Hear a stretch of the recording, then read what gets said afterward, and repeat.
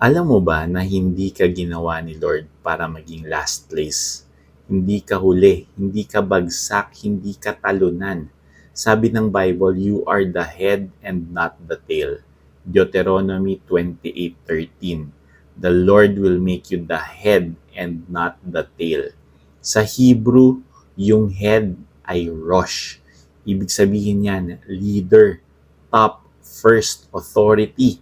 At yung tail ay zanab. Ibig sabihin, dragged around, controlled, pulled by circumstances.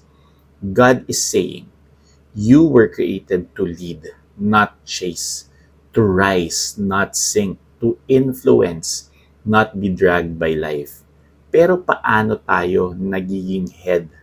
Not by effort, not by pressure, not by pagod, but by identity in Jesus Christ. Because through Jesus, you have His wisdom, you have His favor, you have His righteousness, you have His authority. And here's the best part, you're not chasing blessings or success. Success and blessings follow the Jesus inside you. So today, walk like a leader. Walk like someone God lifted. Walk like the head, not the tail. Declare this with boldness, my friend. I am the head and not the tail. Comment mo dyan, I am a leader.